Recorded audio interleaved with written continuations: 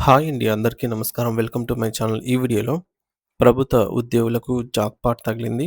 25% allowances పెంపు అనేది update రావడం జరిగింది. సో, దీనికి సంబంధించిన పూర్తి వివరాలు ఈ వీడియోలో తెలుసుకుందాము. వీడియో అయితే ఎక్కడే గాని స్కిప్ చేయకుండా ఎండ్ వరకు చూసేయండి. అప్పుడు ఇన్ఫర్మేషన్ పూర్తిగా అర్థమవుతుంది. అలాగే వీడియో చూస్తున్న ప్రతి ఒక్కరు వీడియోకి లైక్ చేయండి ఫ్రెండ్స్. ఈ వీడియోని తోటి ఉద్యోగ, పెన్షన్ మిత్రులతో అయితే షేర్ చేయండి. కొత్తగా మన ఛానల్ చూస్తున్నవారు ఇంకా ఎవరైనా సబ్స్క్రైబ్ చేసుకోకుంటే వెంటనే మన ఛానల్‌ని సబ్స్క్రైబ్ చేసుకోండి.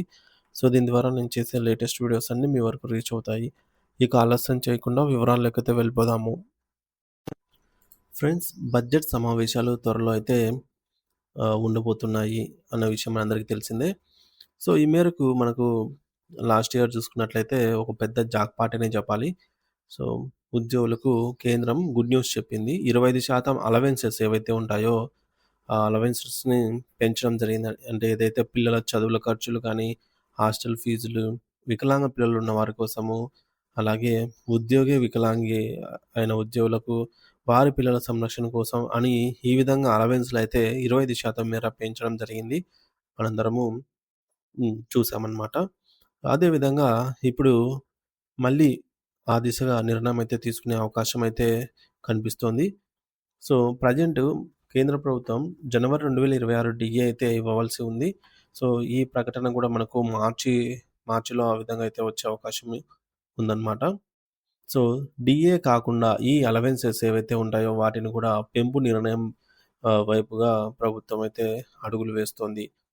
సో, స్పెషల్ అలవెన్స్‌లు పెరగడం వల్ల మనకు దాదాపుగా మార్చి నెల నుంచే వీటి ప్రకటన కూడా ఉండవచ్చు. సో, మార్చి నెల ప్రభుత్వ ఉద్యోగులకు వారి యొక్క జీతంలో పెరుగుదల కూడా కనిపించే అవకాశం ఉంది. ఎందుకంటే లాస్ట్ ఇయర్‌లో కూడా మనకు ఇదే విధంగా మార్చి నెల నుంచి అందుకునే జీతాలలోనే వీటిని పెంచి ఇవ్వటం జరిగిందనమాట. సో, మొత్తానికి స్పెషల్ అలవెన్స్‌లు పెరిగిన కారణం ఏంటంటే, సో, ప్రెజెంట్ ఉన్న ఏడో వేతన సంఘం ప్రకారం కేంద్ర ప్రభుత్వ ఉద్యోగులకు డీఏ అనేది 58% అయితే వస్తోంది.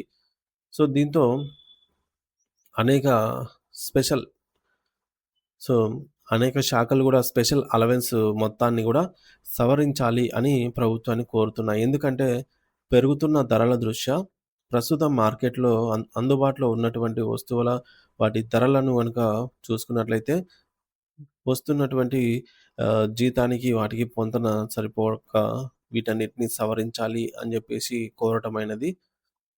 సో, ప్రస్తుతం డీఏ పెరగకపోయినా అలవెన్సెస్ మాత్రము మళ్ళీ ఈసారి ఒక 20-25% పెరిగే అవకాశం అయితే స్పష్టంగా కనిపిస్తోంది.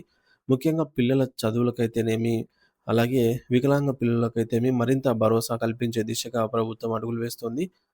ప్రభుత్వ ఉద్యోగుల పిల్లల విద్య ఖర్చులను తగ్గించేందుకు స్పెషల్ అలవెన్స్‌లెస్‌ను దాదాపు 25% మేర మళ్ళీ పెంచే అవకాశమే కనిపిస్తోందనమాట. సో, కేంద్ర ప్రభుత్వ మార్గదర్శకాల ప్రకారంగా ఈ యొక్క అలవెన్సెస్ అనేవి రాబోతున్నాయి.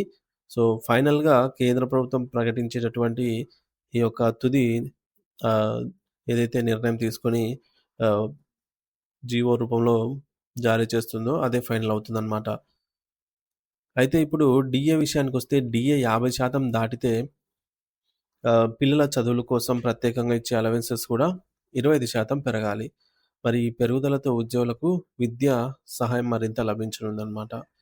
సో, కాబట్టి మనకు ఆల్రెడీ డీఏ అనేది 50% పెరిగిపోయింది. సో, పెరిగే స్పెషల్ అలవెన్సెస్ గూడా గతంతో పోలిస్తే దాదాపు 20-25% వరకు ఎక్కువ ఉండే అవకాశం కల్పిస్తుంది అన్నమాట. పెరిగే అవకాశం. సో, పిల్లల చదువుల ఖర్చులకు నెలకు 2,800 హాస్టల్ ఫీజులు దాదాపు 8,000 వరకు. వికలాంగ పిల్లల కోసమైతే ఆహ్, ప్రత్యేకంగా ఈ 5,000 వరకు. అదే వికలాంగుడైతే పిల్లల సంరక్షణ కోసం 3,700 వరకు పెరుగుదల కనిపించే అవకాశం ఉంది. అదే ఉద్యోగుల జీతాల్లో పెరుగుదల గనుక చూసుకున్నట్లయితే, సో, ఈ నిర్ణయం కారణంగా ప్రభుత్వ ఉద్యోగుల సంబంధించి మార్చి నెల జీతాల్లో అదనపు పెరుగుదల అయితే కనిపించబోతుందని చెప్పవచ్చు. కాకపోతే తుది నిర్ణయం ఫైనల్‌గా మనకైతే ప్రభుత్వం విడుదల చేసే ఉత్తర్వులుగానే మనమైతే చెక్ చేసుకోవాల్సి ఉంటుంది. సో, అలాగే అప్పటికే మనకు డీఏ కూడా పెరుగుతుంది. సో, డీఏ కూడా పెరిగితే ఇంకా ఎక్కువ ప్రయోజనాలైతే రావచ్చు అని ఉద్యోగ పెన్షనర్స్ ఈ మేరకు చర్చించుకుంటూ ఉన్నారు. సో, మొత్తానికైతే ఉద్యోగులకు కొంత ఆర్థిక భారం అయితే తగ్గనుందనే చెప్పవచ్చు. ఈ యొక్క అలవెన్సెస్ ఏవైతే పెరుగుదల ఉంటుందో వాటికి సంబంధించి. సో, ఈ పెరుగుదల అనేది ప్రభుత్వ ఉద్యోగులకు ఆర్థిక ఉపశమనం కలిగించే నిర్ణయం ప్రభుత్వం తీసుకోవడం జరుగుతుంది. సో, బడ్జెట్ అనంతరం వీటన్నిటి ఇంకా మరిన్ని ప్రయోజనాలు కూడా వచ్చే అవకాశాలు ఉన్నాయని విశ్లేషకులు అంచనా వేస్తున్నారు. బడ్జెట్‌లో ఈసారి ఉద్యోగ పెన్షన్‌కి సంబంధించి భారీగా నిధులు కేటాయించే అవకాశం కూడా కనిపిస్తుంది. కాబట్టి ఉద్యోగుల కోసం ఇది ఒక మంచి శుభ పరిణామం అని చెప్పవచ్చు.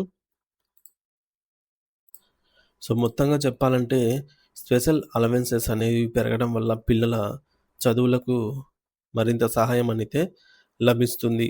అదే ఈ యొక్క పెరిగిన ఈ అలవెన్సెస్ గానీ, డీఏ గానీ మార్చి నెల నుంచి పొందే అవకాశం కూడా స్పష్టంగా కనిపిస్తోంది. సో, వికలాంగ పిల్లల కోసం ప్రత్యేక ఆర్థిక సహాయం కూడా మరింత అందుబాటులోకి వచ్చే అవకాశం అయితే స్పష్టంగా కనిపిస్తుంది ఫ్రెండ్స్.